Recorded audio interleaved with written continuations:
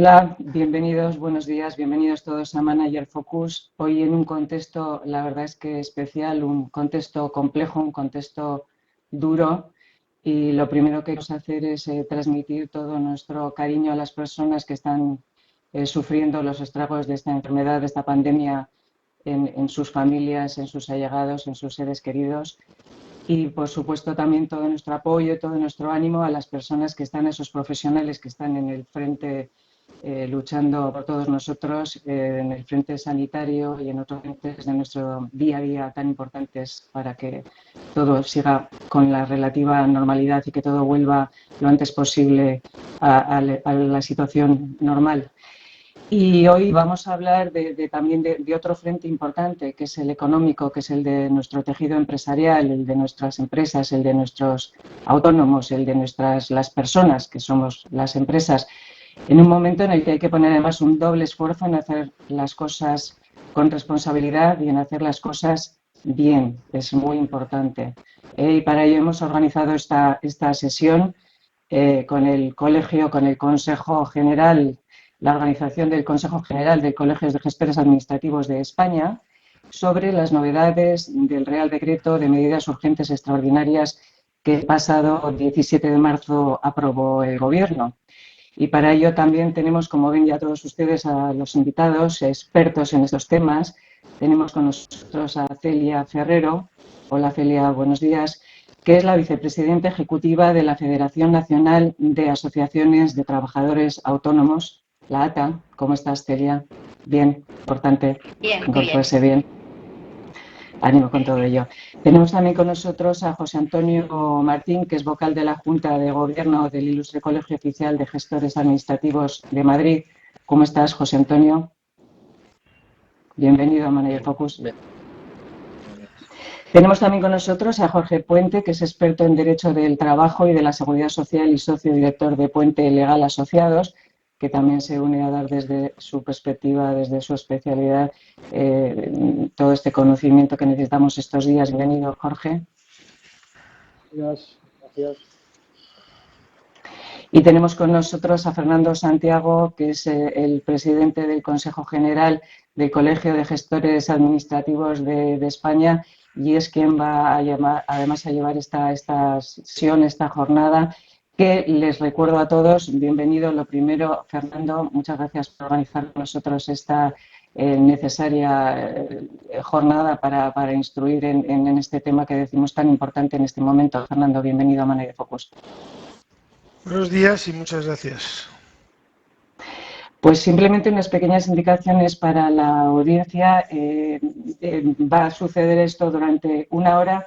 Primero habrá una exposición de cada uno de los invitados y en la segunda parte podrán todos hacer preguntas. Hay un chat dispuesto para ello y Fernando se irá dirigiendo las preguntas a los distintos expertos, irán respondiendo a todas las dudas y todas las cuestiones que surjan, tanto en el chat por escrito como si tienen webcam, si disponen de webcam, pueden entrar en directo clicando la parte superior de sus pantallas. En estas condiciones especiales, bueno, la tecnología nos acompaña, la tecnología nos facilita mucho este encuentro, pero también es cierto que los consumos de banda y demás son tremendos y esperamos que se porte bien, la necesitamos. Y desde Manager Focus, pues bienvenidos a todos los que os habéis conectado. Esperamos que vaya todo lo mejor posible y atentos. Fernando, es vuestro turno para entrar en la conversación. Buenos días a todos. Antes que nada, como ya empiezo a haber preguntas, sé que hemos cambiado alguno de los contertulios, que nadie se preocupe por los contertulios que no están con nosotros y que estaban previamente anunciados, que afortunadamente están bien de salud y mandan saludos a todos y lamentan no poder asistir, pero las condiciones técnicas son las que nos han impedido contactar. Como sabéis todos, estamos en una situación excepcional en la que de la noche a la mañana hemos todos tenido que acudir al teletrabajo y hemos tenido todos que depender de la tecnología que cada uno teníamos en nuestros domicilios, unos con mejor tecnología, otros con peor tecnología, porque probablemente tampoco la necesitaban en su casa. Esto es el motivo por el que con dos de los que estaban anunciados, tanto el doctor Alonso como Luis Muñiz, pues no hayamos podido conectar y hayamos que tener, bueno, pues que acudir a otras primeras líneas como son José Antonio Martínez Herrera y como son Jorge Puente. Pero como decía, estamos en una situación excepcional y en una situación dinámica, cambiante, en la que digamos que jurídicamente estamos como con la tecnología, lo que hoy decimos, lo que hoy es legal, mañana ha cambiado por completo, sino dentro de unas cuantas horas. Pero sí que es importante, bueno, pues dentro de las novedades, sepamos lo que está vigente, porque ayer fue convalidado y hoy ha salido publicado en el Boletín Oficial del Estado, que son el Real Decreto Ley 7/2020, el 8/2020 y el Real Decreto 463/2020 y el Real Decreto 465, que modifica parte del 463, más las instrucciones provisionales. Todos ellos lo que regulan de una forma sucinta, somera, pues es lo que lo que hemos venido a conocer todos como el estado de alarma, donde bueno, pues ha habido ampliaciones de plazo, a juicio de algunos o a juicio mío también lo puedo decir, no lo suficiente, donde ha habido suspensiones de algunas administraciones, donde los vencimientos han variado, todos ellos además, al menos los que han cambiado de oficio, es decir, de aplicación automática, sin necesidad que el interesado tenga que decidir voluntariamente, y sin embargo con esa propaganda que ha habido generalizada del gobierno en el camino, y puesto que hay administraciones que se las ha permitido ir por libre, pues nos hemos quedado fuera, y una gran cantidad de contribuyentes, una gran cantidad de personas, lo que conocemos como el tejido social importante, y luego lo rematará sobre todo mi amiga Celia, de la Federación de Trabajadores Autónomos, pues nos hemos quedado. Y es que no nos han modificado los plazos realmente como dicen, porque hoy todavía tenemos que pagar los seguros sociales el día 31 de marzo. Y tenemos que pagar el 31 de marzo todos los que tenemos nóminas de trabajadores, porque tenemos que pagar los seguros sociales del mes de febrero, y tenemos que pagar los que somos autónomos, nuestras cuotas de autónomos del mes de marzo, el 31 de marzo. Y aquellos que tienen que hacer impuestos, retenciones, IVA, etcétera, el 20 de abril van a tener que ingresarlo. ¿Nos han vendido que podemos aplazar? Sí, hasta 30.000 euros, 6 meses, bueno, 6 meses, 3 sin intereses, 3 con intereses, pero hay que rellenar la casilla, hay que darle una X. La administración se ha cuidado muy mucho de aplazar sus plazos.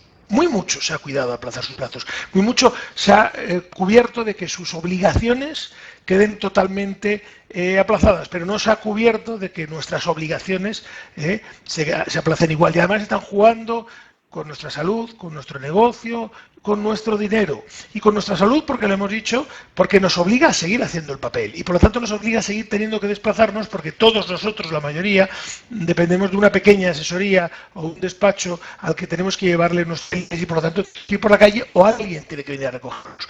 Porque además trabajamos con papel y no de forma telemática. Y trabajar con papel significa manipulación. Y esa manipulación, según los expertos en el papel, puede aguantar durante 5 días. Lo que significa que cuando a mí me llega un papel como el que tengo en la mano, no sé quién lo ha manipulado antes de llegarme. Pero cuando yo lo devuelva, esa persona que lo reciba tampoco sabrá quién lo ha manipulado. Y teniendo en cuenta que, como dicen, el 80 o el 90% de la población vamos a padecer o hemos padecido este virus, muchos somos portadores o muchos son portadores sin saberlo, no sabemos a qué estamos jugando todavía y por qué nos ha tasado. Pero sí que es verdad que, a pesar de esta reivindicación, que la digo por adelantado como autónomo, que luego la dirá en representación del colectivo de autónomos Celia, y como asesor, y ahí sí que la digo como representante de los gestores administrativos de España, sí que es verdad que se han tomado algunas medidas, y bueno, pues evidentemente las que se han tomado son de agradecer, pero hay que decirlo, insuficientes. Estas medidas que se han tomado y de las que vamos a hablar, en cuanto a aplazamientos, etcétera, tenían que haber sido medidas complementarias a la principal y fundamental para el colectivo que fundamentalmente nos atañe. Y es un retraso en el cumplimiento de nuestras obligaciones. Y no pedíamos nada difícil. Solamente pedíamos, al menos durante este estado de alarma, que si el Estado se está dando a sí mismo 30 días para todo, que nos dé los mismos 30 días. Señores, y lo volvemos a reivindicar, aplacen el pago de los seguros sociales 30 días de momento. Y además, denos lo que tenga que darnos para intentar ayudar, pero aplácelo porque no hay capacidad de gestión.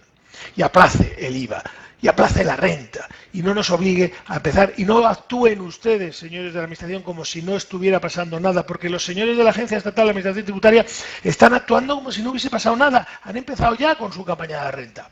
Obligación de hacer la renta, ellos en su casa, nosotros en nuestros despachos trabajando y ustedes en sus negocios como pueden defendiéndose o desplazándose de un sitio a otro para comenzar. Pero como no quiero quitarle la exposición a los contertulios, vamos a empezar con Celia, Federación de Trabajadores Autónomos, vicepresidenta de ATA, vicepresidenta ejecutiva.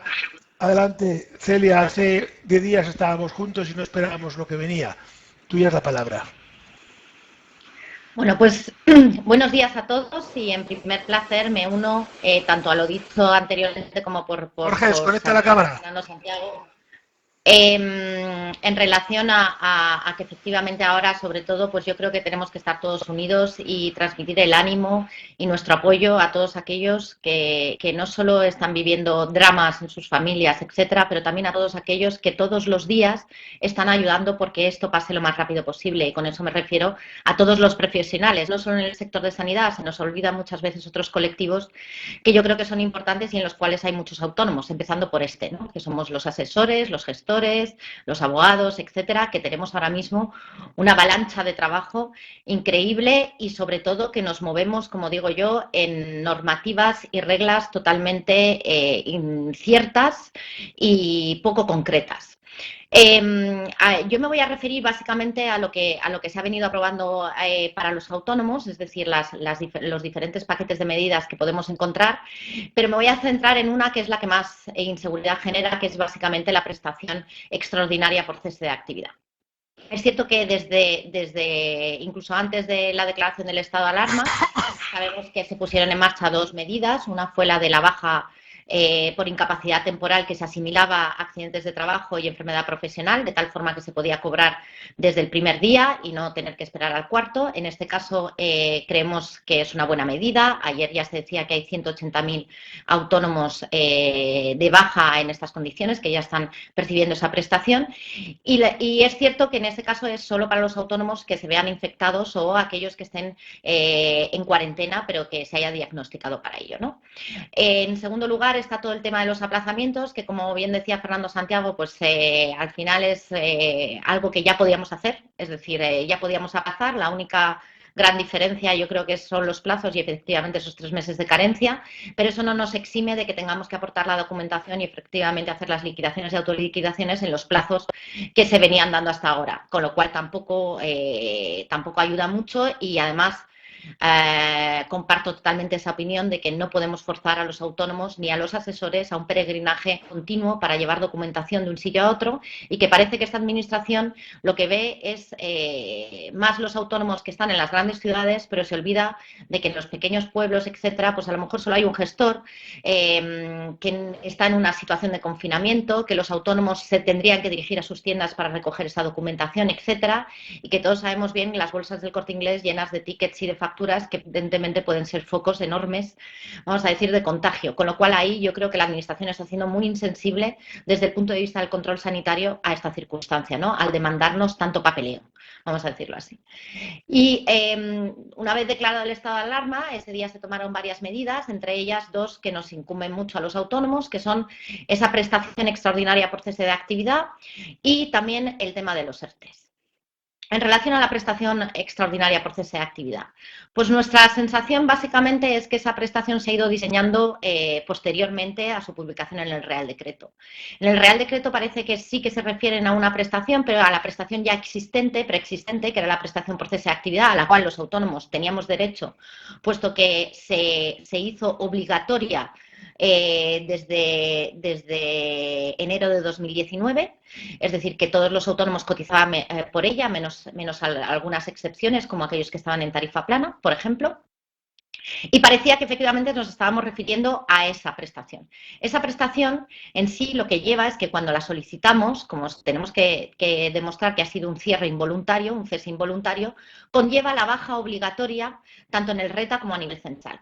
Eso suponía muchísimos problemas porque evidentemente dejaba fuera a muchísimos autónomos, incluso se perdía así la titularidad de los contratos y todos esos autónomos que tenían trabajadores pues tampoco podrían, en ese caso, si se hiciese una suspensión de trabajo de sus trabajadores, una suspensión de contrato de sus trabajadores, una reducción de jornada, pues perdían la cuenta de cotización en la Seguridad Social de empleadores. Por tanto, había muchísimas dudas y yo creo que ni ellos mismos eran conscientes de lo que se estaba haciendo, puesto que esta prestación extraordinaria, tal como se ha ido configurando en los días posteriores, no se refiere en absoluto al cese de actividad. Se refiere más bien a una suspensión temporal de la actividad, un cese temporal, y es así como lo tenían que haber denominado, sin haber hecho en ningún momento referencia a esta prestación por cese de actividad, que es lo que nos ha hecho llevar a confusión a todos los asesores y a todos los que trabajamos con autónomos y a los propios autónomos, que no sabían si tenían derecho o no, cómo se gestionaba, etcétera, algo que de hecho solo se ha resuelto y todavía hay muchas cosas por resolver ayer cuando las mutuas empezaron a poner modelos normalizados porque hasta ahora no sabían ni la documentación que había que aportar.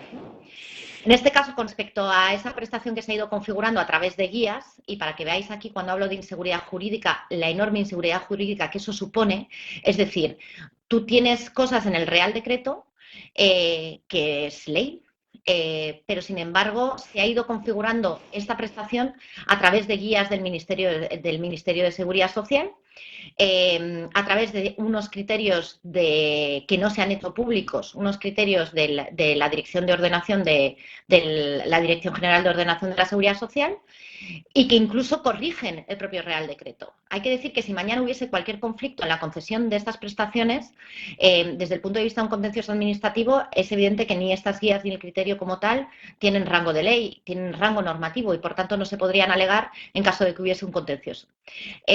Eso genera una gran inseguridad jurídica, pero desde el punto de vista político nuestra sensación es que no quieren en ningún momento corregir o aceptar simplemente que se han equivocado y que tienen que hacer una corrección sobre el Real Decreto, que es algo que se hace, una corrección de errores que se hace de forma muy normal. Entonces no entendemos esa reticencia a decir desde el principio, oye, nos hemos equivocado y ya está. Pero bueno, ¿cómo ha quedado y lo que interpretamos nosotros de los diferentes criterios que nos han ido llegando? La prestación extraordinaria por cese de actividad, que como digo es una suspensión de actividad, lo que cubre es dos supuestos básicos. Una que es todas aquellas actividades que evidentemente se han visto obligadas al cierre debido a la declaración de estado de alarma y por otro lado, todas aquellas actividades que hayan visto su facturación reducirse en al menos un 75%, en el Real Decreto ponía sobre el mes anterior, en el criterio de la Dirección General de Ordenación de Seguridad Social pone sobre el mes anterior natural. Vemos ahí ya una primera corrección que se hace en un criterio que no es público, porque evidentemente cuando el mes natural jurídicamente no es algo que se utilizan 30 días naturales, que sería lo más lógico. Esos 30 días naturales de facturación se harían desde el momento de la solicitud, es decir, que tendríamos que ir calculando sobre los 30 días anteriores antes de hacer la solicitud si nuestra facturación ha bajado o no un 75% con respecto a los 6 meses anteriores, también naturales, corregidos por el criterio de la Dirección General de Ordenación de Seguridad Social. En el caso de que el autónomo no hubiese estado de alta durante esos 6 meses, también en este criterio lo que se establece es que se podrá de alguna forma comparar ese 75% o acreditar ese 75% sobre el periodo, o sea, el promedio de facturación del periodo que sí haya estado de alta. Si yo he estado de alta 2 meses, pues tengo que calcular ese promedio y en función de eso, durante los últimos 30 días con respecto a mi solicitud, ver si efectivamente cubro, o sea, cumplo ese criterio de menos el 75% de facturación. Es evidente que es en este segundo supuesto donde encontramos más problemas. Como os decía antes, el cese de actividad obligaba a esa baja tanto en el RETA como a nivel censal, es decir, en Hacienda. En este caso, lo que lo que parece expresar el criterio es que no será necesaria cursar la baja, lo cual entendemos que es compatible con la actividad. Eso soluciona, por ejemplo, toda la causística que había con respecto a, como os decía, el caso de los autónomos empleadores o también todos aquellos autónomos que tuviesen licencias, etcétera, como los taxistas, para que no perdiesen la titularidad de esas licencias, es decir, todo lo que es licencia administrativa. En relación a también teníamos muchas dudas porque si hubiese habido una baja en el RETA, pues por ejemplo, aquellos colectivos que se estaban beneficiando, ya bien fuesen de bonificaciones, como es el caso de la tarifa plana, o de cualquier tipo de ayuda o subvención a través de ayudas regionales, etcétera, pues nos hubiéramos encontrado con que hubiesen perdido en el momento de la reanudación de la actividad mediante un alta, hubieran perdido el derecho a las mismas. Esto parece que se ha corregido, puesto que es una situación de alta. Y para poder solicitarla, que eso también se aclara en el criterio, hay que haber estado de alta a 14 de marzo. Es decir, todo aquel que no estuviese de alta a 14 de marzo no podrá solicitarla. También es una cosa que ahora os comentaré luego posteriormente porque es importante, hay que estar al corriente de pago en Seguridad Social y Hacienda para poder solicitarla, aunque también se expresa que tendrá la entidad gestora, que en eso son las mutuas, la entidad gestora invitará al pago de esas deudas con el fin de que se pueda beneficiar de la prestación. ¿A quién afecta? Pues nosotros que teníamos muchas dudas, pero bueno, eso se ha ido resolviendo, afecta a todos los autónomos, es decir, tanto autónomos persona física como autónomos societarios y administradores, autónomos miembros de cooperativas y autónomos con empleadores. Nuestra duda venía con respecto a los ERTES, pero parece ser que en el criterio también se aclara y en las guías posteriores también, en el sentido que aquellos autónomos empleadores sí que podrán solicitar esa prestación por cese de actividad, hagan o no el ERTE. En este caso, los autónomos empleadores deberán acompañar la solicitud de prestación de esta prestación extraordinaria, deberán acompañarla de la copia de la documentación de la presentación del ERTE. Eso es muy importante y vuelvo a decir que ha sido todo un poco caótico porque hasta ahora pues esos términos no estaban aclarados, con lo cual nos podemos encontrar que se hayan presentado ya esas 50.000 solicitudes que decía ayer el ministro Escrivá que se habían presentado, pues que muchas de ellas estén erróneas o no aporten la documentación necesaria.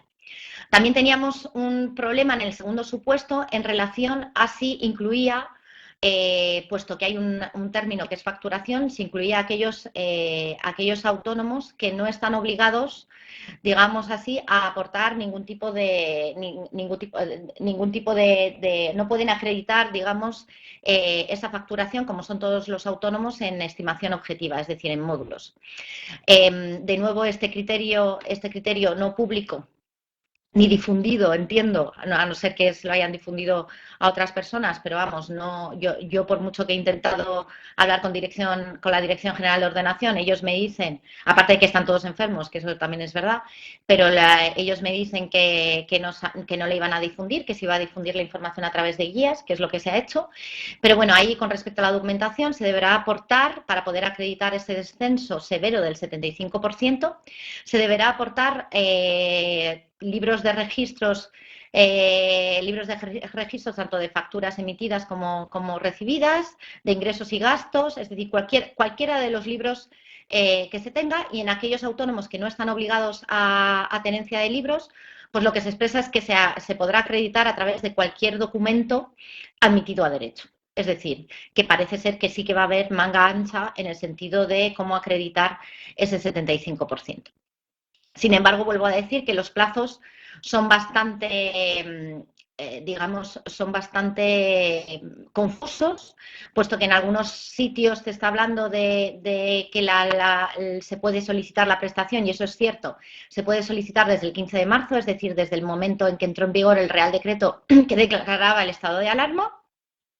Y en algunos sitios se está hablando desde el momento de la solicitud y luego, claro, con la prórroga del estado de alarma, pues estamos viendo que efectivamente van a correr ciertos plazos, pero todavía no se han determinado. Esta prestación extraordinaria, en principio su cuantía es como mínimo de 661 euros. Eso se hace calculando el 70% sobre la base mínima de cotización. Y en el caso de aquellos autónomos que no puedan calcular el promedio de la base reguladora de los 12 últimos meses. En el caso de que sí que se pueda calcular esa base reguladora de los últimos 12 meses, se aplicará ese 70%. Con lo cual, aquellos que han estado cotizando más, se establece que esa prestación será de más. Que no os lleven a engaño, porque se habla mucho de fake news, pero yo creo que en este caso es estamos viendo que Seguridad Social también está confundiendo mucho a los autónomos, no digamos que con bulos, pero sí con cada día una información distinta. Ayer en la rueda de prensa se estaban hablando de 950 euros, algo que ya el ministro Escrivá la semana anterior había dicho que eran 661, que es lo que realmente pone tanto en el Real Decreto como en el criterio. Pero ese cálculo lo hacen, para que veáis hasta qué punto llega la desinformación, ese cálculo lo hacen considerando que el no ingreso de la cuota, es decir, de los 284 euros, se suma al hecho de percibir la prestación. Es decir, 661 más 284 pues se aproxima a los 950 euros. Es evidente que es una información totalmente confusa, porque el hecho de no ingresar algo no quiere decir que lo vayas a percibir. Al igual que en la prestación por cese de actividad o en la prestación por desempleo, en el momento que estás percibiendo esa prestación es el SEPE en el caso de los empleados y la mutua la que se hace cargo de esas cuotas. Por tanto, la exoneración se produce de facto. Aquí la gran novedad es que efectivamente es compatible con la actividad y se mantiene de alta. Por eso no tiene nada que ver con la prestación por cese de actividad, por mucho que en un principio se intentase configurar como ella. ¿Por qué no tiene nada que ver? Pues como decía, el tema de la baja, pero también porque no se exige ningún periodo mínimo de cotización en la prestación por cese de actividad. Es decir, no hace falta haber cotizado por ella, ni para los autónomos que han estado en tarifa plana que no cotizaban, no venían obligados, ni se requiere un periodo de carencia de cotización en esta prestación para poder acceder a esta nueva prestación extraordinaria. Es decir, todos pueden acceder siempre y cuando cumplan los dos supuestos de los que hemos hablado, es decir, suspensión de la actividad o bajada severa de la facturación. ¿Quién se queda fuera? Pues básicamente se quedan fuera todos aquellos que no han visto sus actividades suspendidas por ese estado de alarma y todos aquellos que su actividad pues no baja un 75%. Ahora bien, aquí evidentemente hay que hacer, y yo creo que ahí los gestores podéis ayudar mucho, hay que hacer cálculos, básicamente. Es decir, es evidente que en función, como se está hablando de facturación, es evidente que podremos irnos al plazo, puesto que ese plazo de solicitud se ha visto ampliado y se supone que se ampliará, aunque no han dicho todavía una fecha concreta, hasta ahora estaba ampliado hasta el 14 de abril, y con la prórroga del estado de alarma entendemos que se podría ir hasta el 29, pero bueno, tampoco lo sabemos. Con respecto a esos plazos, también hay que decir que en el caso de esta prestación se suponía que era de un mes, pero la prórroga evidentemente ampliará el plazo de la percepción de esta prestación, aunque tampoco sabemos hasta cuándo, aunque se dice en el criterio que será hasta el último día del mes en el que se levante el estado de alarma. En este caso, dado que ahora mismo se ha ampliado hasta el 11 de abril, pues entendemos que esta prestación, en el momento que empezamos a percibirla, estará vigente hasta el 30 de abril. Durará hasta el 30 de abril, a no ser que haya nuevas prórrogas, que todo indica a que sí que las habrá. Celia, tenemos que ir acabando, que tenemos más gente, vale. Poquito tiempo. Vale, pues ya está, ya termino. A ver, aquí el gran problema, y desde el punto de vista político, aparte de la indefensión, desde el punto de la inseguridad jurídica que os estaba comentando anteriormente, es que las mutuas han ido viendo estos criterios poco a poco. Es decir, están igual de perdidos que nosotros, vamos a decirlo así, con lo que ha ido saliendo, y hasta hoy no se han empezado a tramitar realmente esas solicitudes y a verlo. Y aunque ayer se anunció que iba a haber un control post y con lo cual se va a intentar acelerar al máximo la prestación, lo cierto es que no íbamos a llegar a tener tiempo para que el 31 de marzo pasen las cuotas. Nosotros por eso estamos diciendo que no tiene ningún sentido y que es mucho más fácil, en vez de una devolución o solicitud de devolución por ingresos indebidos, o en todo caso una devolución de oficio en la que no podrá la Seguridad Social distinguir entre aquellos que eran beneficiarios o no de la prestación, puesto que no se habrán resuelto esas solicitudes, pues simplemente lo que nosotros pedimos es que se suspenda se suspenda esa cuota tanto en marzo como en abril, porque creemos que habrá muchas solicitudes sin haberse resuelto, y que se pasen en julio y agosto. Es decir, no estamos pidiendo nada raro, estamos pidiendo que cuando ellos tengan la seguridad de quién es beneficiario o no de estas prestaciones, que entonces les giren la cuota en julio y agosto o cuando ellos consideren oportuno. Pero en todo caso, que no hagan que todos los autónomos a 31 de marzo y con sus cuentas a cero tengan que pagar la cuota. Muchísimas gracias. Muchas gracias, Celia. Yo creo que ha sido muy claro.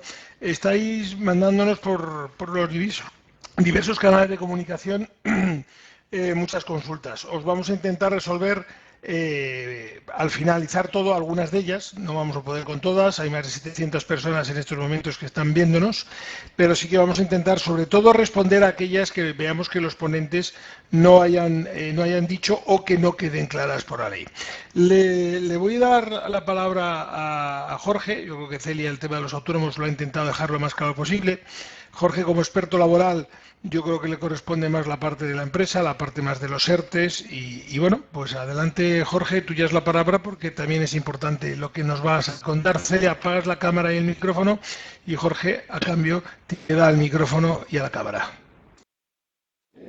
Buenos días, gracias Fernando, en lugar por la invitación, a Manager Focus también. Y bueno, yendo a la materia que nos ocupa y con arreglo a la presentación o la introducción que hacía Fernando y en la línea que luego posteriormente ha continuado Celia, mi criterio del Real Decreto 8/2020 de medidas extraordinarias, pues es que tanto los autónomos como los empresarios somos los grandes olvidados de esta grave situación. Además, bueno, pues el gobierno ha salvaguardado, se salvaguarda, dicta normas ad hoc, salvaguardando sus propias previas resoluciones, como el decreto de estado de alarma, el anexo de actividades sujetas a suspensión previsto en el Real Decreto 463 de 2020, y lo que al final vemos es que las medidas urgentes y extraordinarias pues es un traje a medida para proteger a aquellas actividades que el propio gobierno previamente habría decretado la suspensión, siendo que los demás en cierta manera, y bajo mi punto de vista, no gozamos de la protección que se prevé para aquellas otras actividades que sí estaban previstas en el Real Decreto de estado de alarma. ¿Por qué digo que somos los grandes olvidados, tanto empresarios como autónomos, de esta situación de alarma en la que nos encontramos? Aunque los ERTES, la tramitación de los ERTES es lo más relevante en la situación actual de incertidumbre en el que nos movemos, ciertamente hay dos medidas, o en cuanto menos hay una medida, la del artículo 6 del Real Decreto 8/2020, en la que yo sí que quiero hacer una inicial incidencia. Y es que el capítulo 1 de este decreto de medidas extraordinarias efectivamente se dedica a la protección del trabajador, pero nos hemos saltado normas básicas del derecho del trabajo, porque básicamente estamos dejando las empresas en manos de los trabajadores. Esto es, el poder de la potestad organizativa y de dirección que legalmente le viene reconocida al empresario en base al artículo 20 del Estatuto de los Trabajadores se nos ha usurpado o se ha usurpado directamente a las empresas y se entrega una potestad organizativa clara y directa a la persona. En concreto, el artículo 6 establece que todos aquellos trabajadores que tienen deberes de cuidado, y entre eso nos dicen cualquier tipo de deber de cuidado, y no nos olvidemos que los niños están en las casas por cierre de los centros escolares. Esto es, entre uno de esos deberes de cuidado que establece el Real Decreto está por razones de edad, y los menores, evidentemente, requieren un cuidado. Lo que nos aboca el artículo 6 de este Real Decreto es a dejar en manos del trabajador tanto la concreción de su horario en el porcentaje de jornada que el trabajador quiera, como la adecuación del horario en la forma que él quiera. Esto es, la prerrogativa cuya concreción inicial corresponde a la persona trabajadora, tanto en su alcance como en su contenido. Esto es, la relación laboral elimina cualquier tipo de criterio de ponderación o de mantenimiento de ponderada de intereses, sino que lo dejamos en manos de los trabajadores. Es más, lo que nos dice textualmente es que la adaptación a la jornada podrá referirse a la distribución del tiempo de trabajo o a cualquier otro tiempo u otro aspecto de las condiciones de trabajo cuya alteración o ajuste permita que la persona trabajadora pueda dispensar atención y cuidado y el cuidado objeto del presente artículo. Puede constituir un cambio de turno, alteración en el horario flexible, la jornada partida o continuada, el cambio de centro de trabajo, cambio de funciones, cambio en la forma de prestación del trabajo. O sea, esto es, realmente lo que nos está diciendo el Gobierno es que la relación laboral, en el caso de que podamos mantenerla, yo no me estoy yendo a los supuestos de ERTE que ahora trataré, suspensiones temporales, reducciones de jornada, en el caso que yo como empresario pueda mantener la pervivencia de una relación laboral durante esta situación excepcional, ¿realmente me está usted diciendo que tengo que dejar al albur toda la organización de mi empresa al trabajador? Pues hombre, esto no parece desde ninguno de los aspectos ni mínimamente razonable. Ni mínimamente razonable. Esto lo entronco además con que, bueno, pues en el artículo 5 habla de la necesaria prestación del trabajo a distancia. Esto es, se salta la prerrogativa del artículo 13, en lo tocante que para prestar el trabajo a distancia requiere un pacto por escrito, y dice que esta será la modalidad preferente, y además dice que esto tiene preferencia con respecto a las suspensiones temporales o las reducciones de jornada. Bien. Esto lo entronco, ya digo, con el artículo 22, el artículo 23 de reducciones de jornada y suspensiones temporales de contrato de trabajo, en la medida que, oiga, si estas son las condiciones en las que nos tenemos que mover en este mes, mucho ojo con las reducciones de jornada que planteamos al amparo de los artículos 22-23 del Real Decreto de carácter temporal. Porque si al final reducimos a un señor una jornada de trabajo, pero resulta que con respecto a esa jornada de trabajo reducida, este señor puede hacer lo que estime pertinente, pues hombre, habrá que tener en consideración todo el conjunto normativo. Resulta curioso que nos hablen de teletrabajo y que esta situación tiene que ser la preferencial, cuando nos dice el artículo 5 al principio que las relaciones de trabajo, para que se reanuden con normalidad, tendrán que realizarse mediante teletrabajo. Vamos a ver, si se está preveyendo esto para la reanudación con normalidad de la actividad, pues hombre, no estamos ante un supuesto de suspensión porque nos están abocando al teletrabajo, por lo tanto no estamos, hay una incongruencia en los términos. En cualquier caso, esto hay que tenerlo en consideración en orden a las medidas a adoptar, porque aunque la mayoría de las empresas nos encontremos con trabajadores razonables, coherentes y conscientes de la situación grave en la que se encuentra todo el tejido productivo en este momento, lo cierto es que normativamente el empresario ha quedado desamparado en el supuesto de que estime necesaria la continuidad de la prestación.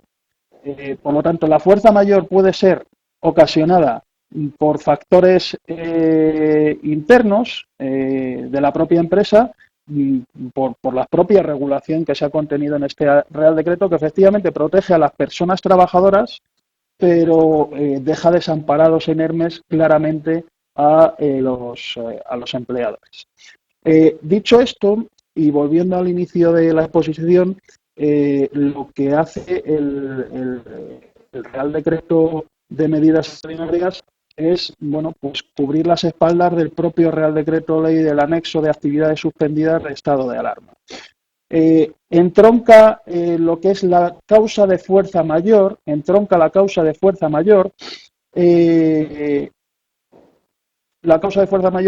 con la pérdida de actividad ocasionada por el estado de alarma que implique suspensión o cancelación de actividades, cierre temporal de locales de afluencia pública, restricciones de transporte público y, en general, la movilidad de las personas.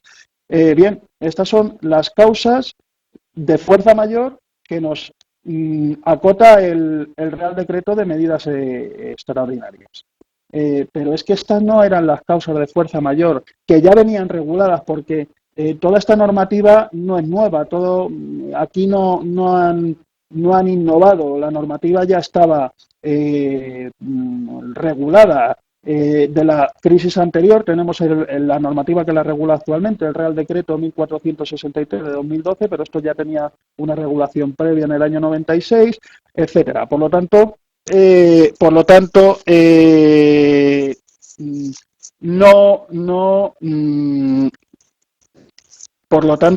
no son medidas nuevas. Dicho el expediente de regulación de empleo por causa de fuerza mayor lo circunscriben cuando doctrinalmente se ha venido estableciendo la causa mayor justificativa de la presentación de expedientes de regulación de empleo por causa mayor como cualquier hecho fortuito ajeno al ciclo productivo de la empresa que suponga la suspensión o paralización parcial o total de la actividad productiva. Hecho fortuito que ajeno al ciclo productivo de la empresa. Dicho esto, la situación actual es una situación extraordinaria, es una situación en principio, de hecho fortuito. Si nos vamos al preámbulo de la disposición, el hecho parece ser claramente fortuito y es ajeno al ciclo productivo. Por lo tanto, la limitación que hace directamente el Real Decreto de la causa de fuerza mayor, pues lo que hace es únicamente intentar vincular esa causa de fuerza mayor a la suspensión de actividades del Real Decreto de estado de alarma. Necesito que vayáis agilizando porque se supone que acabamos en un ratito y todavía nos queda José Antonio y las preguntas. Bien. Pues centrando en las medidas,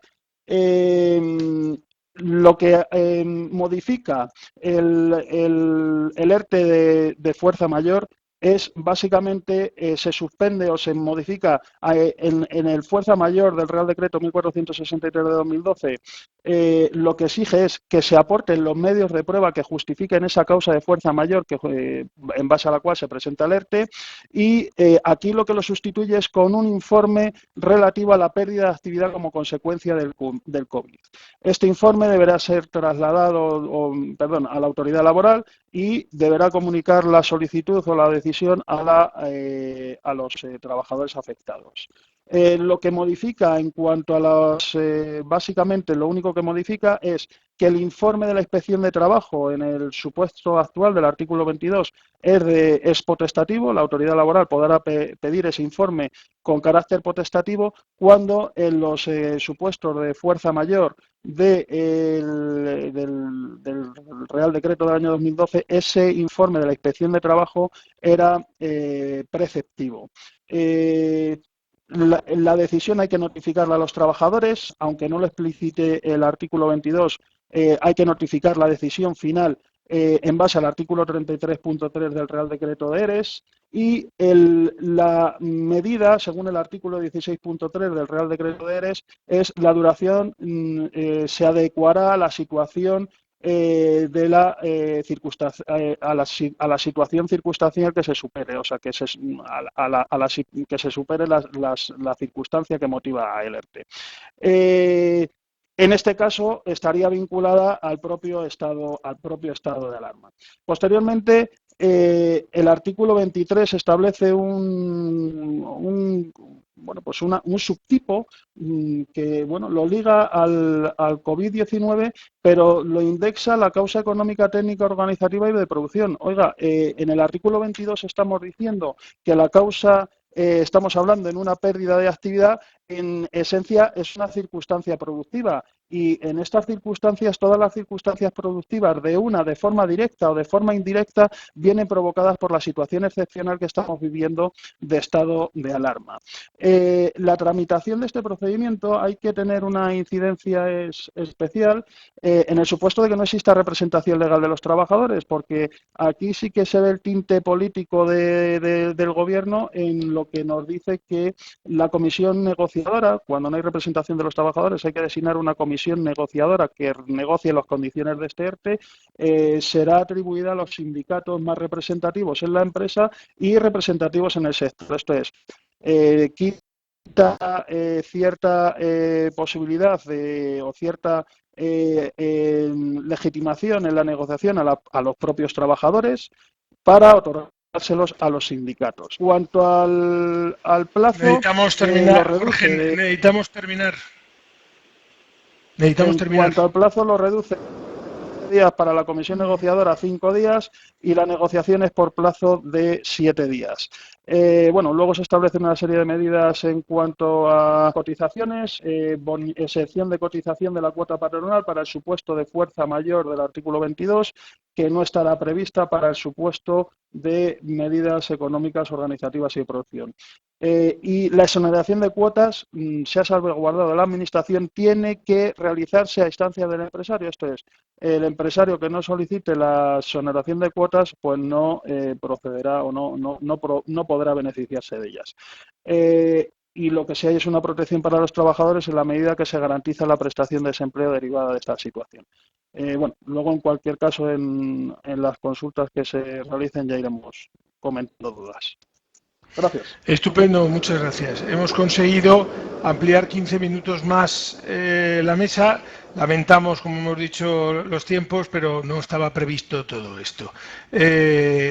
José Antonio, vamos al tema fiscal. Sé que no podemos atender a todo el mundo. Carmen, intentamos lo que podemos, pero 700 personas no podemos contestarles a todo y los ponentes están contando lo que creen lo más prioritario. José Antonio, lo más escueto, pero también lo más importante. Adelante. Venga, voy a ver si en 5 minutos lo podemos contar todo. Tenemos 4 normativas. El tema fiscal, la verdad que hay una regulación muy escasa y voy a centrarme y ir muy rápido a las cosas que hay. Real Decreto 463 y Real Decreto 465. En estos Reales Decretos lo que se hace es que se interrumpen todos los plazos administrativos. Es decir, quedan suspendidos todos los plazos administrativos desde que se decreta el estado de alarma hasta que finalice o finalicen sus prórrogas. El 463 también nos dice que quedan suspendidos todos los plazos de prescripción y de caducidad. Este Real Decreto sale un día 14 y, bueno, pues alguien se da cuenta de que los malvados contribuyentes pueden pensar que no hay que pagar los impuestos, no hay que hacer las cotizaciones. Por tanto, sale el Real Decreto 465 y nos dice que no nos hagamos sueños de que no es aplicable a la afiliación, liquidación y cotización a la seguridad social, ni tampoco a los plazos tributarios que están sujetos a normativa especial, es decir, a las declaraciones y a las liquidaciones. Con lo cual, de estos 2 Reales Decretos, nada más. Simplemente saber que no hay nada más que pensar que no están aplazadas las declaraciones y hago un aviso sobre el modelo 720 que finaliza en este mes, que tendríamos que presentarlo porque es una declaración y no le afecta en su plazo. Luego nos vamos a ir al Real Decreto 8/2020. El 8/2020 sí que tiene una regulación un poco mayor. Hay un artículo, que es el artículo 33, que es un poquito más largo que los demás, porque en los otros 2 prácticamente vamos en la cola del vagón. Y aquí lo que hablamos es una suspensión o un aplazamiento de los plazos. Es decir, ¿qué tenemos? Lo que tenemos es que todas aquellas deudas que se deriven de pagos derivados de liquidaciones, ¿vale? Es decir, artículo 62.2, o aquellas deudas que se deriven del procedimiento ejecutivo de apremio, van a tener un tratamiento distinto en función de si la notificación la hemos tenido antes del día 18 de marzo o la hemos tenido después del 18 de marzo. En definitiva, lo que se trata es de trasladar casi todos los procedimientos tributarios, bueno, o todos los procedimientos tributarios al día 30 de abril. Por tanto, deudas que haya que pagar que estén en periodo voluntario, deudas que estén en periodo ejecutivo, aplazamientos que estén concedidos, es decir, si una persona aplazó el IVA o aplazó el IRPF del cuarto trimestre del 2019 y los plazos le pillan por en medio, es decir, son plazos que están concedidos, pues todos esos plazos se van hasta el día 30 de abril. Es decir, una persona que, por ejemplo, tenga un plazo para pagar el día 20 de marzo y otro tenga para pagar el día 20 de abril, los dos plazos se van al 30 de abril. Lo mismo ocurre para las notificaciones en vía de apremio. Todas las fechas que tenemos a esas notificaciones propias las llevamos hacia el 30 de abril. Y luego, todos aquellos procedimientos que sucedan a partir del día 18 de marzo se llevarían hasta el día 20 de mayo. Con lo cual, como marco ahí en rojo, hasta el 30 de abril, antes del 18 de marzo nos llevamos al 30 de abril y posteriores al 18 de marzo nos vamos al 20 de mayo. Entonces, importante, como hemos dicho, vencimientos, pagos de deuda y luego, importante, lo que al principio parecía que iba a ser de alguna forma, pero en la página web de la Agencia Tributaria existe una sección de preguntas frecuentes donde resuelve muchas de las cuestiones que pueden infundir error en este Real Decreto 8/2020. Por ejemplo, todos los requerimientos, diligencias de embargo, solicitudes de información o trámites de audiencia o aperturas para hacer alegaciones, absolutamente todos, si están notificados antes del día 18 de marzo, se amplía el plazo hasta el día 30 de abril. La duda que podría surgir es, si a mí me hacen un requerimiento y me dan 10 días y estos 10 días, el 18 de marzo, yo solamente consigo días, habría que saber si me quedan 5 días más. Bueno, pues en la página web de la Agencia Tributaria se dice claramente que todo se lleva hasta el día 30 de abril. Es decir, no hay una ampliación de esos plazos para atender esos requerimientos o para presentar esas alegaciones. Dos cuestiones importantes. No es necesario solicitar la ampliación de plazos, es decir, se aplican automáticamente y Vale, me he quitado aquí la ponencia. Bueno, el interesado lo que hace es que simplemente lo comunique. Hay una cosa importante. Cuando la ley regula, está hablando solamente de los artículos 62.2 y 62.5. Es decir, en el artículo 62.1 se regulan las liquidaciones, es decir, nuevamente vuelven a quedarse fuera, por si acaso no nos habíamos enterado, todo lo que son presentaciones de impuestos, pero también tenemos que tener cuidado con el 62.3 y 62.4, porque tienen un vencimiento periódico y que tienen una notificación masiva, es decir, los impuestos municipales, por ejemplo, son impuestos que en principio no están desplazados hasta el día 30 de abril, con lo cual, si vence en algún sitio el impuesto municipal de vehículos o el impuesto sobre bienes inmuebles, estos impuestos expresamente no están traspasados al día 30 de abril, y salvo que el organismo, la administración correspondiente lo amplíe, no lo va a hacer, o sea, la ley no lo ha hecho, ¿vale? Cuidado con este tipo de impuestos que no se han ampliado. Entonces, lo que decía el presidente al principio es que tenemos que intentar todavía, en el tiempo que nos quede, hacer posible para que la presentación de las declaraciones que tenemos en el primer trimestre del 2020 no se tenga que realizar, porque ahora mismo tenemos una dificultad muy grande para poder elaborar esos modelos, ¿vale? Con lo cual, hay que tener en cuenta que a día de hoy, como ha dicho él, hay que pagar cotizaciones y hay que presentar la documentación correspondiente a los impuestos. Para ir mucho más rápido, me centro en el Real Decreto 7/2020, que es un decreto que regula en el artículo 14 los aplazamientos. Y lo que nos viene a decir en este Real Decreto es que todas aquellas declaraciones y autoliquidaciones que tengan como fecha de presentación en pago voluntario entre el día 13 de marzo y el día 30 de mayo, automáticamente se aplazar durante 6 meses, siendo los 3 primeros meses sin intereses. Pues significa que va a haber un procedimiento específico. Si alguien me puede poner la pantalla donde está la presentación, aquí he traído unas instrucciones provisionales en las que por tiempo no me da tiempo a explicarlo por la falta de tiempo, pero aquí se explica exactamente cómo habría que hacer una presentación de una solicitud de estas características, porque lo que hay que hacer es específicamente decir que se está produciendo el aplazamiento porque el Real Decreto 7/2020. ¿Vale? Entonces, es importante que estamos hablando de aplazamientos de deudas inferiores a 30.000 euros, para empresas que en el 2019 tienen un volumen de operaciones inferior a 6 millones y, tal y como está puesto escuetamente en el Real Decreto 7/2020, está hablando de 6 meses, con lo cual se está discutiendo, ¿es un plazo fijo o es un plazo hasta 6 meses que se puede fraccionar? Pero aparentemente, tal y como está redactado, parece que es que hay que llevárselo obligatoriamente 6 meses, siendo, como ya he dicho, los 3 primeros meses sin intereses. Y luego, lo más novedoso que aporta el Real Decreto 7 de 2020 es que vamos a poder aplazar retenciones, vamos a poder aplazar el IVA y vamos a poder aplazar los pagos fraccionados del impuesto de sociedades. Así que, bueno, yo creo que muy rápido, no sé si se me ha entendido o no, pero básicamente en esto consisten las escasas medidas que hay en el ámbito fiscal. Y bueno, pues ahora escuchamos las preguntas de todo el mundo, que es lo que más interesa, yo creo, a todo el mundo.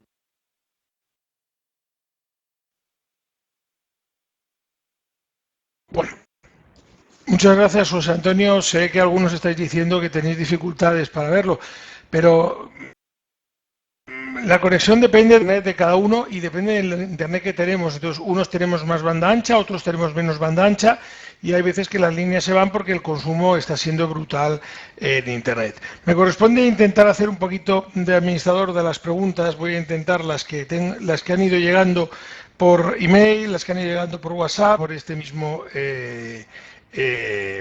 programa. Vamos a la primera pregunta, fuera de lo que era, que si va a hacer Hacienda, ojalá. Pero lo estamos viendo muy difícil porque todas las asociaciones nos hemos echado encima y hasta ahora el caso es cero. Nosotros no queremos pensar que es porque no quieren, vamos a pensar que es porque no saben. En cuanto a ello, bueno, una de las preguntas reiteradas era qué pasaba, Celia, con los derechos. José Antonio, ¿puedes desconectar cámara y micrófono? Y a medida que hago, Celia, nos preguntaban sobre el tema de los autónomos. Y vamos a ser muy gráficos. ¿Autónomos societarios están en las mismas condiciones? Sí, los autónomos societarios pueden también acceder a la prestación extraordinaria. Muy bien. Saludos para tu madre que está ahí detrás, que la vemos en la cocina. Esos los riesgos del directo y los riesgos de estar en casa. Autónomos familiares. A ver, autónomos colaboradores, ahí tenemos varias dudas, pero en principio sí, no hay ningún problema para que accedan. Tendrán que acreditar la misma documentación que el autónomo principal. ¿Autónomos en pluriactividad? Autónomos en pluriactividad siempre y cuando no estén percibiendo otro tipo de prestación, es decir, autónomos en pluriactividad que no se hayan visto afectados por el ERTE. ¿Autónomos en tarifa plana? Todos los autónomos en tarifa plana, porque no hay suspensión de la actividad. Muy bien. ¿Y qué pasa con los 100 euros de la madre trabajadora? Nos preguntaban también. Pues eso no lo sabemos. Entendemos que los 100 euros de la madre trabajadora son de ámbito fiscal y, por tanto, no están entre las incompatibilidades con las prestaciones y pensiones de seguridad social. Sí que... José Antonio, sí que... adelante. Con respecto a los... Mi opinión... Perdón, Celia. Mi opinión es que los 100 euros siguen correspondiendo porque lo que pide la deducción por maternidad es que la persona ejerza una actividad por cuenta propia o por cuenta ajena y esté de alta. Entonces, no se va a producir la falta de alta en ningún caso, es decir, ni para las personas que sean objeto de un ERTE, porque es una suspensión, pero su alta lo mantiene la empresa, como para los autónomos, que lo que van a tener es una prestación y ya se les ha dicho que no hace falta que causen baja, con lo cual, para mí la deducción por maternidad se mantiene. La que habrá que ver es la deducción incrementada de la maternidad para pagos de gastos de guardería, porque si las guarderías han cerrado y la gente ha dejado de pagar unos meses, esos meses que no ha pagado no tendrá derecho a ello. Eso es mi modesta opinión. Celia, ¿alguna aportación más o seguimos?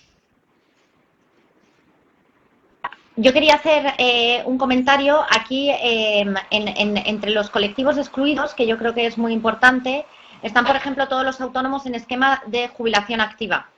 Es decir, el momento en el que estés percibiendo cualquier tipo de pensión o prestación por parte de la Seguridad Social, no eres beneficiario de esta prestación extraordinaria. Por eso, en el caso de los autónomos en pluriactividad que estén cobrando ya la prestación por desempleo por el hecho de haber sido afectados por un ERTE, no pueden acceder a la BCS de actividad. Estupendo, muchas gracias. Carmelo nos había preguntado por las gestorías, protocolo. que podíamos seguir o que si había algún protocolo de salud para el manejo de los papeles. Bueno, nuestra empresa de prevención nos dice, tomar nota, respetar medidas de seguridad, 1,5 metros, llevar guantes y desechar esos guantes. La OMS, la Organización Mundial de la Salud, afirma que no se sabe con certeza cuánto tiempo vive este tipo de coronavirus sobre las superficies, pero los coronavirus pueden subsistir en una superficie desde unas pocas horas hasta varios días, por lo cual es recomendable dejar en cuarentena un mínimo de 3 días esos documentos. Consejo que todos cometemos el error, todos tenemos papeles, por favor, no hagamos esto al pasar, que lo hacemos instintivamente todos. Vamos a intentar guardar unas mínimas medidas y acordarnos, sé que es difícil y que tenemos poco plazo. Jorge, el ganador de esta noche. ERTES, tengo consultas a patadas. La primera que nos salía era cuál era el plazo del ERTE económico. A mí me gustaría, porque a lo mejor aclara muchas dudas, ¿tú no crees que realmente todos estos ERTES son de fuerza mayor y que deberíamos de centrarnos más en la fuerza mayor o arriesgarnos a la fuerza mayor que al ERTE económico por el tema de que balances, todo el mundo hemos tenido balances en relación al COVID-19 buenos hasta el día 8 de marzo? Evidentemente, mi criterio es que en la situación actual todos los ERTES están vinculados directa o indirectamente por una causa de fuerza mayor. En cualquier caso, el único riesgo que asumimos es una pérdida de aproximadamente bueno, el plazo de resolución son 5 días desde que se presenta la solicitud de ERTE, pero se puede tramitar en primer lugar por causa de fuerza mayor y lo que nos dice la norma, si es denegada, no es constatada esa causa de fuerza mayor por la Administración, posteriormente poder presentar un ERTE por causa económica, organizativa, técnica o productiva. Por lo tanto, al final intentamos plantear el ERTE por causa de fuerza mayor para que la autoridad laboral lo constate y si no, pues siempre nos quedará la otra vía. Habríamos perdido aproximadamente un plazo de una semana. Estupendo, gracias Jorge. ERTE, seguimos con ellos. Los anteriores al 18 de marzo, aquella empresa que tenía un ERTE presentado antes del 18 de marzo y que ahora como consecuencia de esto se ve la posibilidad o la necesidad de presentar un nuevo ERTE. ¿Renuncia al anterior? ¿Qué es lo que tiene que hacer? Telegráfico.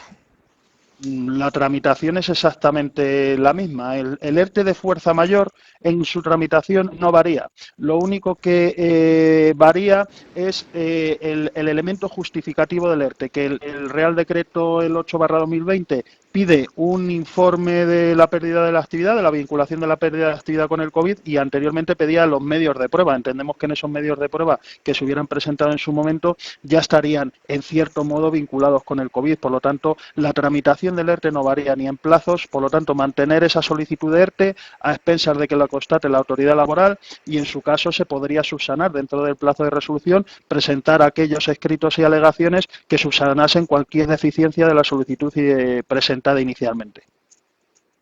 Pregunta que me ha parecido interesante.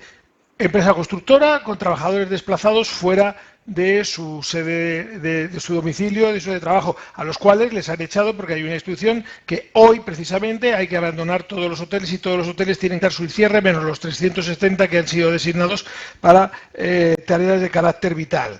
¿Qué hace esta empresa? Tendrá que presentar, lógicamente, un ERTE de fuerza mayor, aunque no sea contemplada, porque sus trabajadores no pueden trabajar porque no tienen dónde dormir. Bien, efectivamente, al final la causa mayor no está exactamente dentro de las del artículo 22, pero hay que vincularla a la fuerza mayor en la que estamos. Y evidentemente, si no hay posibilidad de hospedaje en la zona, localización donde el trabajador tiene que prestar sus servicios, evidentemente estamos en una causa de fuerza mayor vinculada con el COVID-19 y el estado de alarma. Muy bien. Fecha límite para las contempladas, fecha límite para las no contempladas. Fecha límite, en principio, con respecto a las contempladas, establecemos el plazo de...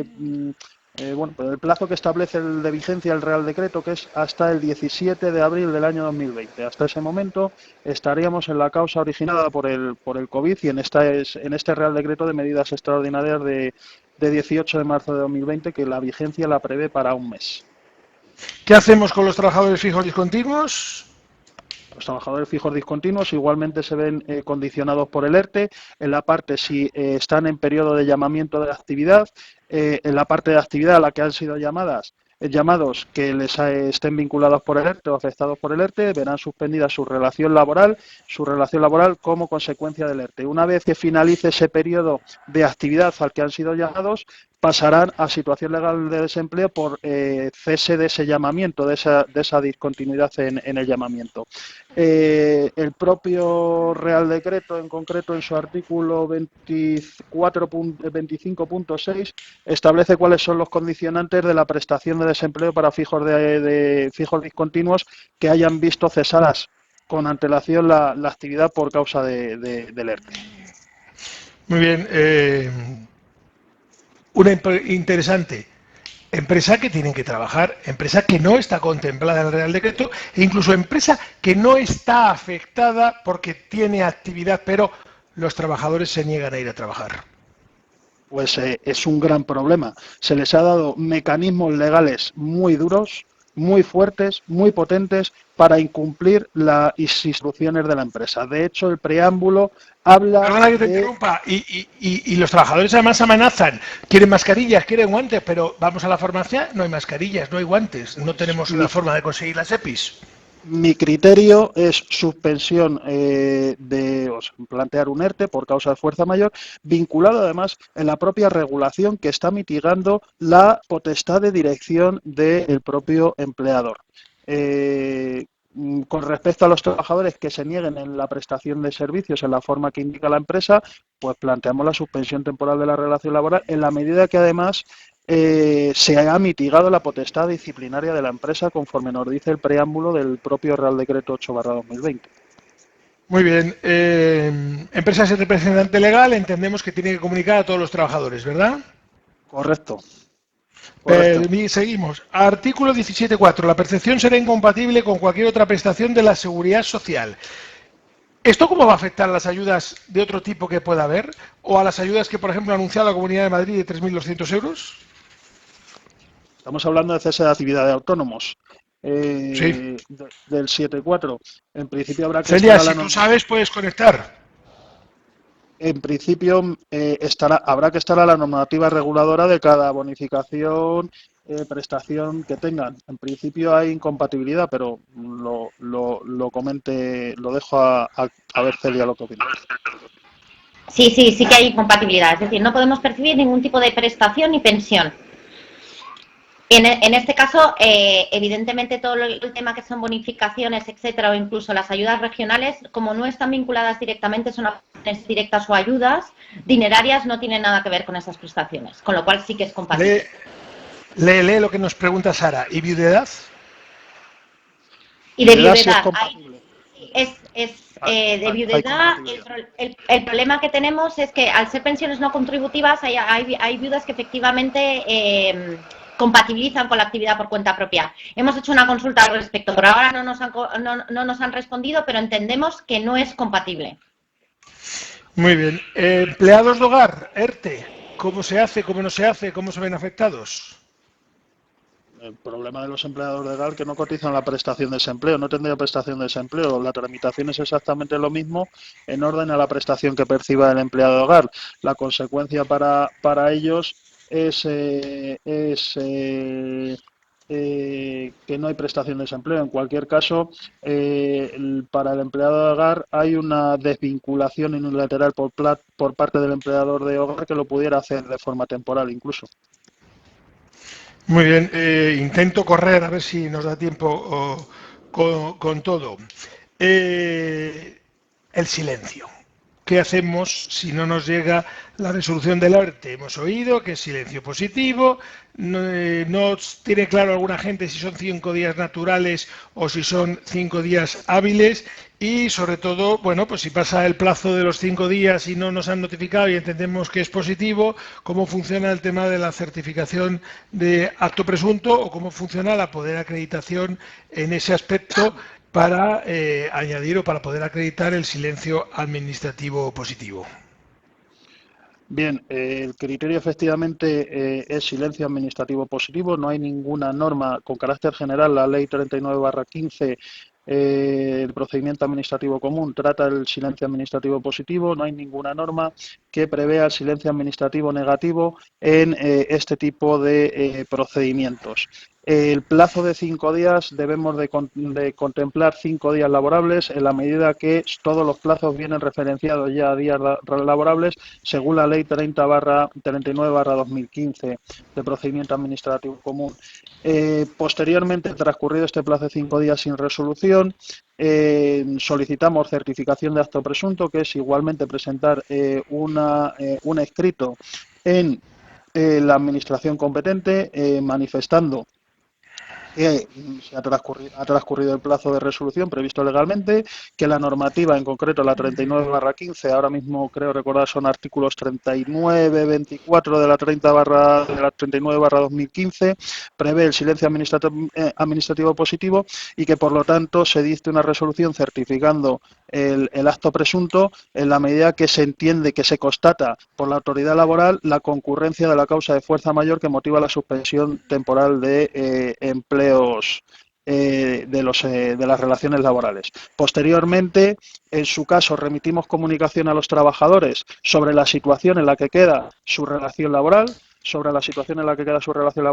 con derecho a la prestación de desempleo en base a la regulación del propio Real Sigo. Ya has dicho el artículo, perdón que te corta, pero quedan preguntas y quedan 3 minutos. Y además tengo que pedir 10 segundos a todo el mundo que mire la pantalla y que nos ayude a hacer viral, porque creo que es importante para presionar. Os pongo un hashtag que nos gustaría que todos moviéramos en Twitter. Stop calendario fiscal. Tenemos que conseguir, por presión social y por presión de la ciudadanía, que se pare el pago de los seguros sociales del día 31 y que se pare el calendario laboral del 20 de abril.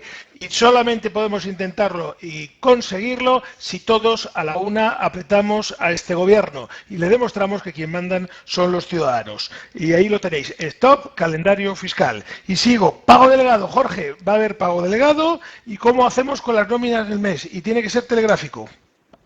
Bien, las nóminas del mes es establecerlas hasta el momento que se haya planteado o que se constate la situación de causa de fuerza mayor invocada. En principio, un principio de cautela, solo realizar la nómina hasta la fecha en la que se produzca la causa de fuerza mayor que hayamos invocado en el ERTE.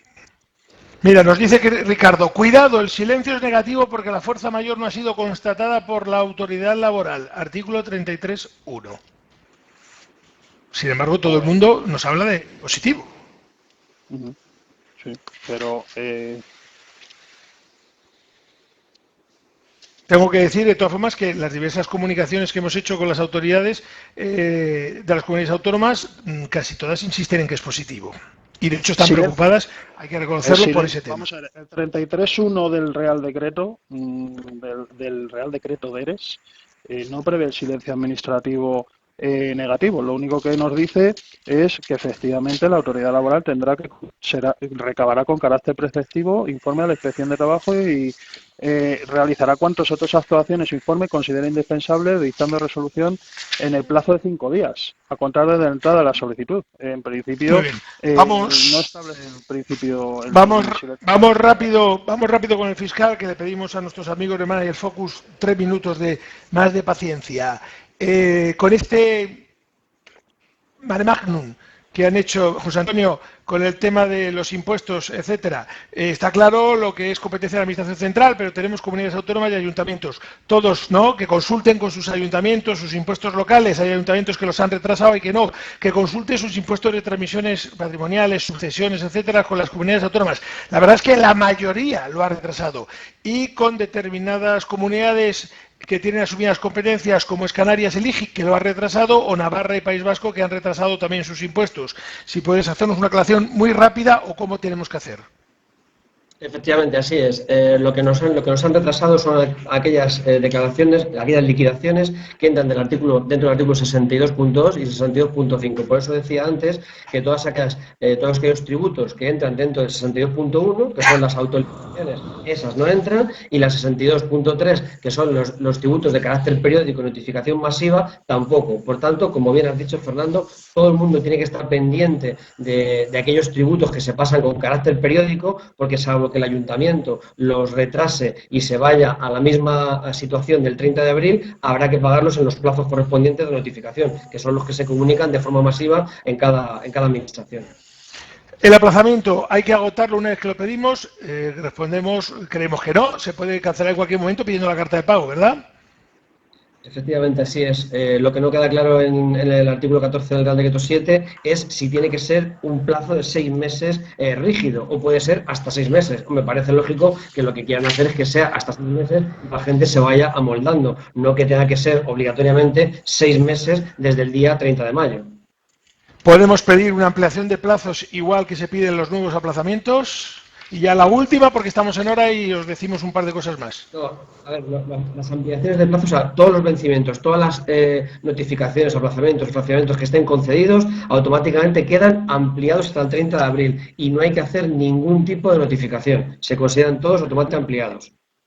Estupendo. Deciros que vamos a publicar todas las preguntas, vamos a publicar los vídeos, el PowerPoint, José, cuando puedas me lo pasas por WhatsApp, lo vamos a publicar. El Consejo General tiene un blog en la página del Consejo General, el Colegio Oficial de Gestores Administrativos de Madrid, en gestoresmadrid.org, tiene un blog donde podéis ver todo esto y todo lo que hemos hecho en legislación, y los gestores administrativos de Madrid que lo deseen pueden contactar con el colegio y dar su número de teléfono móvil donde les estamos mandando por WhatsApp documentación, igual que ATA tiene un servicio de información para todos los autónomos que están. Le doy las gracias a Puente Legal Abogados, Jorge, Federación de Trabajadores Autónomos, José Antonio, Colegio de Gestores Administrativos de Madrid, Elena, por la parte que le corresponde a Manager Focus, y a todos vosotros. Os deseamos ver, os deseamos que estéis bien, os deseamos que recuperéis, que esto pase y que hagamos luego viral, igual que hemos hecho viral el Quédate en casa, hagamos viral cuando acabe todo. Quiero darte un abrazo. Suerte, que sigamos en el domicilio, que nos veamos todos. A mi amiga Celia, además de un abrazo, un beso. A tu madre, que está maravillosamente bien y que seguimos con ella, la deseamos una salud y que para mucho tiempo. Y Elena, tuya es la palabra y lo tendréis todo en los blogs del colegio publicado. Muchas gracias. Nada, simplemente, Fernando, agradeceros a los cuatro y, por supuesto, al Consejo General de Colegios de Gestores Administrativos de España por esta jornada que esperemos ayude a aclarar un poco este contexto tan complejo para la actividad económica. Sentimos a alguna persona, pero como muy bien ha explicado Fernando, también depende de la conexión de cada uno que tenga para la recepción de esta sesión. Y sin más, gracias a todos, Celia, Jorge, José Antonio, Fernando, y al Consejo y a todos los que estáis conectados. Un saludo. Muchas gracias. Seguir bien. Suerte. Pues bien. Celia.